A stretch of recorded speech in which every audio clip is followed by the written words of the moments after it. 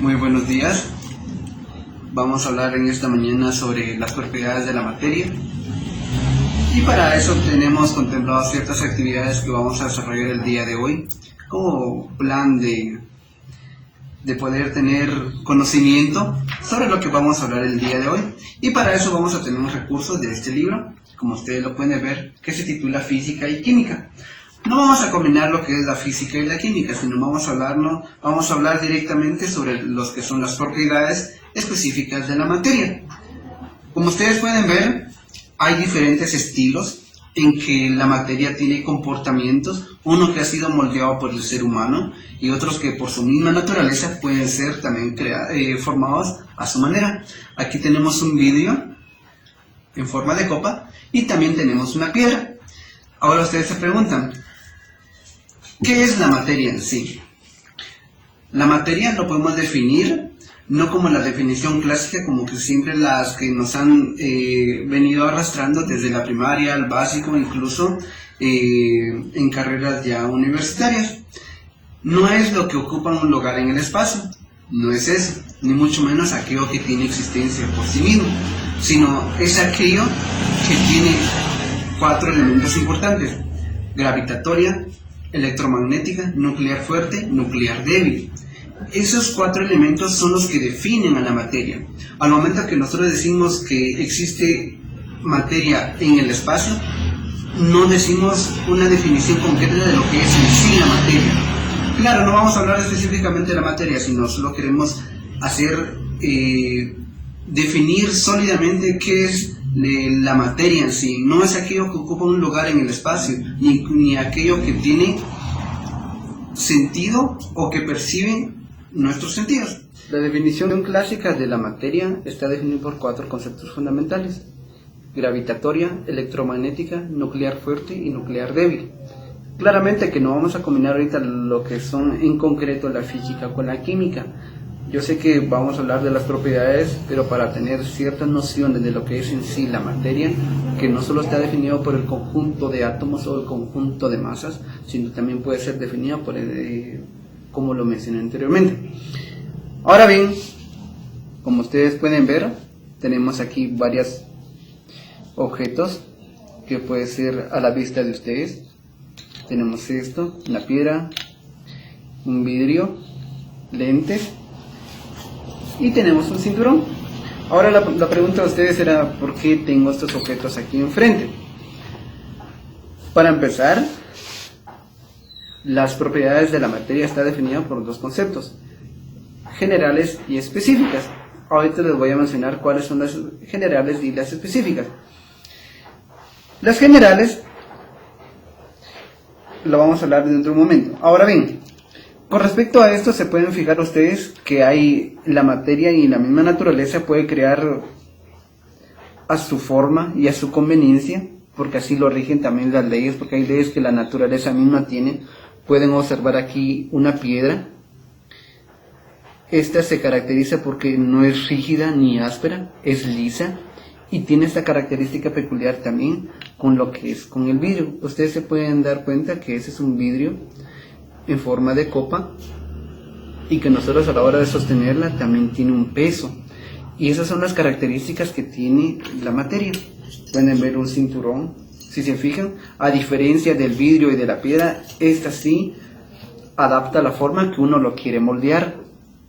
Como ustedes lo pueden ver, lo pueden seguir dándole giro hasta disminuirle su longitud y hacerlo más pequeño, de tal manera que ya no ocupe la misma longitud con la que ha sido extendida anteriormente, sino ya se le reduce su longitud. Aquí lo pueden ver ustedes. Aparte de esto, otra característica de la materia es que algunos, no todos, son flexibles, como pueden ver esto aquí. Y hay otros también, como lo pueden ver en estos lentes, que el ser humano mismo los ha creado. Por ejemplo, en esta piedra nosotros bien lo podemos hacer, de que le podemos sacar aquí oculto una forma de un animal o de un arbolito, o lo podemos lijar de tal manera que quede en forma circular. Las características de la materia son porosas, que tienen masa, que tienen peso, son divisibles, flexibles y también son algunos casos rígidos, como ustedes lo pueden ver en este caso de que si yo tengo un vaso, este tiene lisa, pero la superficie está áspera, como lo pueden notar aquí. Hay pequeñas partículas que sobresaltan y a la hora de pasarle la mano se caracteriza que no es lisa, sino áspera. Y también hay otro tipo de materia, como es el agua. La característica de un sólido, de un líquido y de un gaseoso es que un sólido tiene su volumen, tiene su forma definida y aparte de eso, que los átomos tienen una fuerza tremenda y eso hace de que se mantengan unidas y eso hace de que no sea flexible como esto que tenemos aquí. Esto respecto a lo sólido. Ahora veamos con el líquido. El líquido lo que tiene es que la fuerza entre los átomos son débiles y a la hora que se disgregan adoptan la forma según al momento de que puedan estar convertidos en otro. Por ejemplo, yo voy a vaciar el agua aquí y lo que hace el agua es que adopta la forma de la copa. Ustedes mismos lo pueden observar.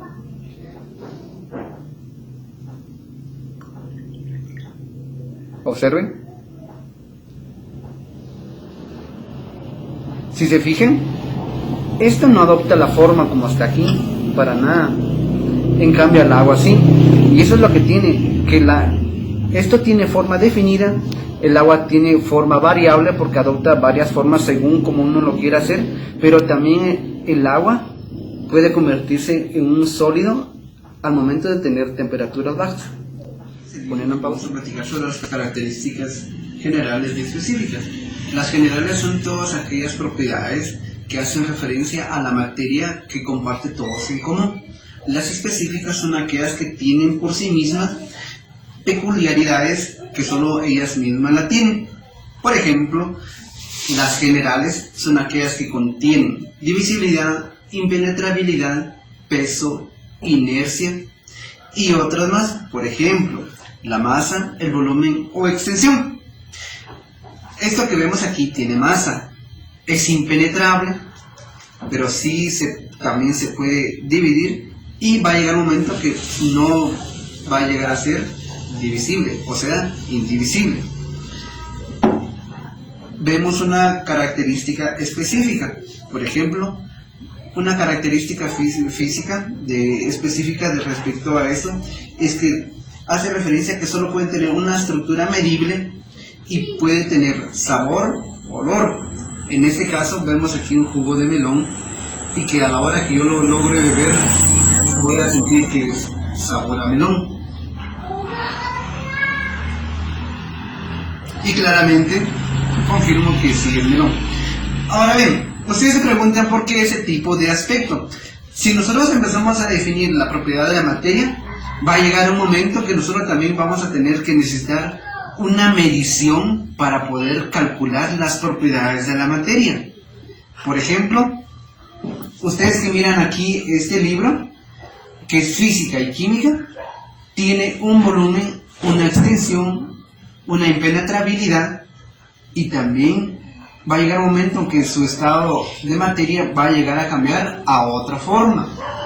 Por ejemplo, aquí nos menciona que en el sólido, en el líquido y en el gaseoso comparten cosas en común. Por ejemplo, en el sólido tienen lo que son masa, volumen y forma. En la masa es constante, en el volumen es constante y en la forma es constante. Por ejemplo, tenemos lo que son el hierro, el carbón y también el hielo. Ahora usted se pregunta, ¿por qué el hielo si el hielo es agua? Sí, el agua lo que tiene es que sus energías atómicas no son tan fuertes para sostenerse. A la hora de que se agrupan, de tener temperaturas bajas, se llegan a convertir en sólidos.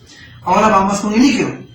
Tiene una masa constante, eso como lo podemos ver aquí en este caso, y también tiene un volumen constante, pero su forma es variable. ¿Por qué? A la hora que yo estuve vaciando el jugo aquí, adopta la forma de lo que es el jugo, adopta la forma de lo que es la copa. Ahora, en el gaseoso, tiene una masa constante, eso se puede medir, el volumen es variable. ¿Y por qué es variable? Como a la hora de que nosotros observamos el humo de la leña, se disipa, las partículas se disipan, entonces la forma no puede definirse como tal, por eso se llama variable. Ahora, su forma también es variable, y eso lo encontramos nosotros en el vapor del agua, en el dióxido de carbono y también en el gas natural. Ahora bien, para poder comprender todo lo que estamos hablando, y eso requiere un poquito más de profundos conocimientos, hay ciertas reglas que nosotros debemos contener. En la ley de la termodinámica, en la segunda ley, en la primera ley, porque la primera es la equivalencia de la energía, y la primera es que la materia no se crea ni se destruye. Por ejemplo, a la hora que nosotros queremos destruir esta piedra, lo podemos destruir, pero va a llegar un momento en que no podemos llegar a comprender los átomos de cómo destruirlos. Hay ciertos métodos que no nos compete hablar en este tema, pero va a llegar un momento en que nosotros tenemos que partir eso y tenemos que desear buscar qué más componen las propiedades físicas de la materia. A diferencia de esto con el agua, es que esto, su gravedad, contiene más fuerzas, y como lo dije anteriormente, sus átomos están más unidos y más disgregados. Lo que sucede es que hay algunos casos que la materia se llega a disipar, y les voy a explicar por qué. Lo que sucede es que cuando los átomos reciben demasiada energía, va a llegar un momento que acumulan demasiada energía y los átomos se disipan. Entonces se empiezan a separar. En cambio, con el sólido no, lo recibe, pero los gases no. Ahora bien, con respecto de lo que hemos hablado, bueno, ahorita vamos a hacer que la cámara se acerque lentamente para ver cómo es que el agua llega a cambiar, y llega incluso a cambiar de forma. Recuerden que anteriormente les había mencionado de que el agua en estado líquida llega a tener un comportamiento variable según la forma que se le llegue a querer dar. En este caso tiene la forma de copa, porque el vidrio tiene la forma de copa. En este caso tenemos un cubo de hielo.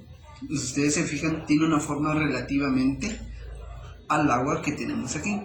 Ahora lo que vamos a hacer, vamos a pedirle favor a que se hace ahí, ya existe lo que se llama una mezcla.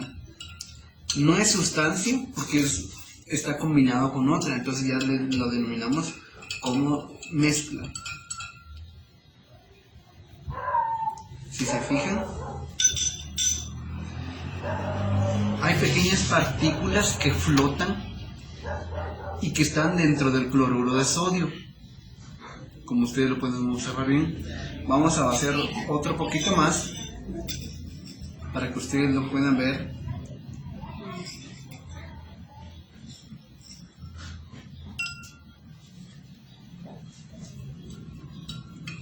Observamos que estamos empezando a agitarla, que se disuelva todo esto.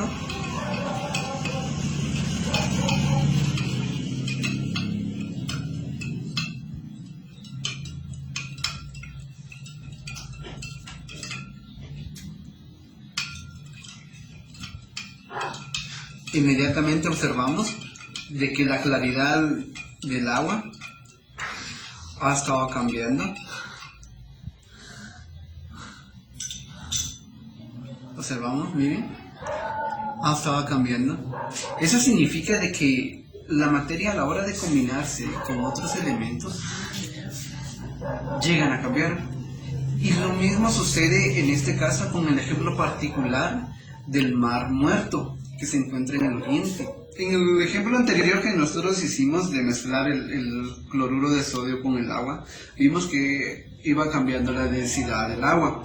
Y lo mismo sucede esto en el Oriente Medio del continente de Asia, en Israel, específicamente en el Mar Muerto. Lo que sucede es que se llama Mar Muerto no por su concepto literal de esta manera, sino más bien porque la densidad es muy elevada y a la hora que alguien se sumerge llega a flotar. Y eso es un ejemplo claro de que el cloruro de sodio, a la hora de mezclarse con los dos átomos de hidrógeno con el oxígeno, eleva el hielo.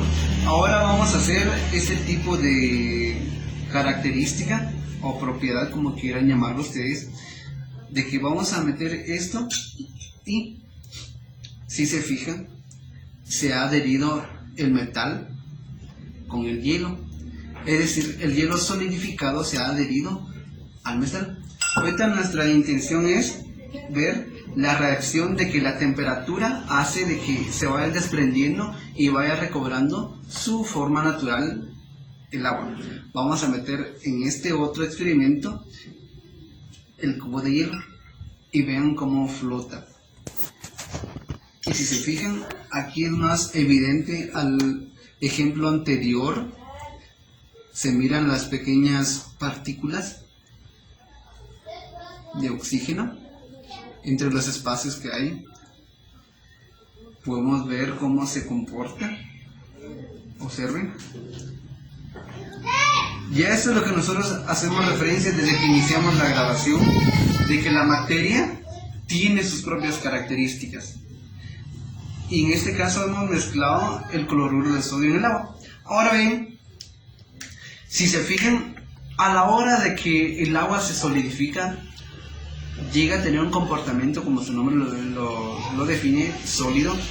A la hora de que se llega a ponerse sólido, también cobra de volumen. Es decir, entre más masa, más volumen. Entre más masa, más volumen. Y ese es el detalle que vamos a entrar ahorita. ¿Cómo podemos calcular nosotros las propiedades de la materia? ¿Ponen la pausa? Vamos ahorita a hacer vamos a ver unas pequeñas fórmulas de cómo podemos calcular la densidad, la masa. Vamos a calcular en este caso la densidad. Si queremos calcular la densidad de las propiedades de la materia con los que nosotros estamos haciendo experimento, está dada por la siguiente ecuación: D es igual a la masa por el volumen, que quedaría de esta forma. La densidad dividido la masa por el volumen. Si queremos calcular ahorita la masa, está dada por la siguiente: el peso por el volumen, y queda de esta forma.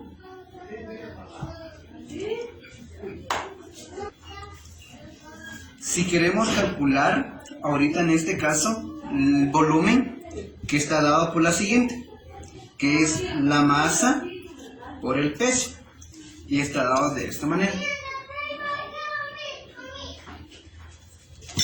Como logran ver, creo que hemos abarcado características importantes de lo que es en sí, tanto las generales como las específicas.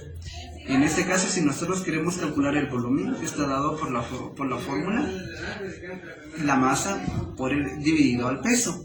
Y si queremos también calcular sobre la densidad, está dividido la masa dividido por el volumen.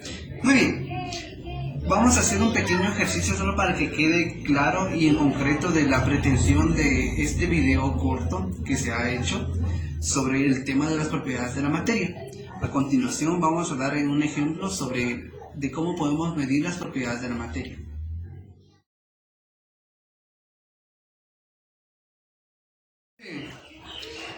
Vamos a dar un pequeño ejemplo ahorita, suponiendo de que queremos calcular una propiedad de la materia. Tenemos 250 gramos y queremos calcular también otra característica. ¿Borra eso? Muy bien. Ahorita queremos calcular la densidad de un líquido y en este caso tenemos la fórmula, que ustedes lo pueden ver aquí en la parte superior de la esquina del cuadro, para que no nos equivoquemos. Y vamos a hacer lo siguiente: densidad es igual a la masa dividido el volumen. Si tenemos la masa de 250 gramos dividido al volumen, que es de 250 también mililitros, esto es igual a 1 gramo. Como les mostré en el caso anterior, si queremos calcular la densidad, en este caso del agua, si tenemos los de 250 gramos de la masa y del volumen de 250 mililitros, nos da 1 gramo dividido al mililitro, o también nos daría la respuesta convencional de 1 gramo dividido a centímetros cúbicos, de la que daría la respuesta automáticamente de esta forma, como ustedes lo logran ver. Hemos ido abarcando sobre las propiedades y las mediciones. En este caso les voy a dejar un video donde se puede dar mayor detalle sobre cómo calcular otras propiedades de la materia, en la que se requiere de un uso material más sofisticado para hacer ese tipo de cálculos. A continuación se lo vamos a presentar. Hola, bienvenidos a Academia Internet. Vamos a resolver el siguiente ejercicio de química que dice así: la cantidad de mililitros de HCl concentrado con estas condiciones, 37% en peso y a la densidad de 1,14 gramos por mililitro, que deberá medirse para preparar 250 mililitros de HCl 1,4 molar. Pues bien, ¿cómo resolvemos este ejercicio? Fíjate que aquí hay dos categorías. Primero nos dan la densidad y luego nos dan la molaridad. Vamos a relacionar ambas para encontrar lo que me están pidiendo, que es la cantidad de mililitros de HCl concentrado. Para lo cual vamos a establecer una relación. Empezamos. La relación va a ser el peso. Fíjate que aquí te dan la densidad. Siempre cuando te den la densidad, moraleja, empieza por la densidad. Siempre. Entonces tengo acá 1,14, luego gramos entre mililitro. Y esa fórmula, o sea, las unidades, te va a marcar lo que tienes que hacer. Fíjate que aquí tengo gramos entre mililitros. Y lo que se están preguntando es la cantidad de mililitros. Entonces tú dices, bueno, a esto que está aquí le voy a multiplicar por X, que es lo que quiero hallar, mililitros. ¿Ok? Pero todo esto que está aquí se encuentra al 37%. Es lo que me está diciendo. Entonces le voy a sacar el 37%. 37% quiere decir 37 entre 100. O sea, 0,37. Ahí está. Esto que está aquí va a ser el peso. ¿Por qué? Fíjate, cancelas aquí mililitros con mililitros y te va a quedar solamente gramos. Bien. Ahora, tienes molaridad por otro lado. Entonces tú dices, ¿a qué es igual la molaridad? Vamos a poner aquí a qué es igual la molaridad. La molaridad es igual a moles, o sea, el número de moles, entre volumen, o sea, litros.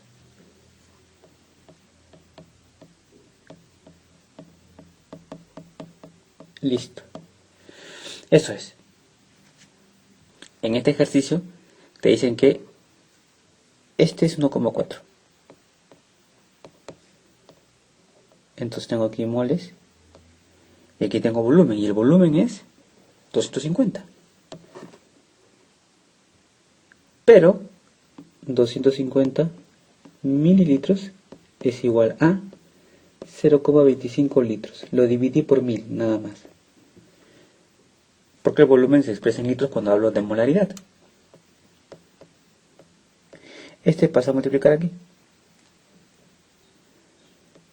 Por lo tanto, 1,4 por 0,25 es igual a moles. Pero aquí hay un pequeño problema, porque te están hablando de moles y tú quieres relacionarlo con peso. Pero tienes que recordar que moles es igual a peso entre peso molecular. ¿Cómo obtienes el peso molecular? Con la tabla periódica. Bien, vamos a por ello. Entonces tengo acá 0,25. Moles es igual al peso entre el peso molecular. Pero estamos hablando de HCl. H es 1. Cloro le consideran algunos 35,5, 35,45 otros. Otros le redondean a 35 nada más. Yo voy a trabajar con 35,5. Entonces sería 36,5. ¿Ok? Estamos haciendo esta salvedad. Por lo tanto, aquí sería 36,5 el peso molecular. Atendiendo a lo que puse aquí. Bueno, entonces 0,25. Acá es 14, perdón, 1,4 por 0,25 y aquí también es 1,4 por 0,25. Y a todo esto le multiplico por 36,5. Esto es igual al peso. Listo. Eso que está ahí vendría a ser entonces lo que está por acá. Es lo mismo. Ya que estamos hablando del HCl. Ese era el vínculo que te dije que había inicialmente entre estas dos. Y es lo que vamos a unificar. Y listo, se resuelve el ejercicio. Bueno, aquí tenemos que borrar aquí porque ya no nos queda espacio.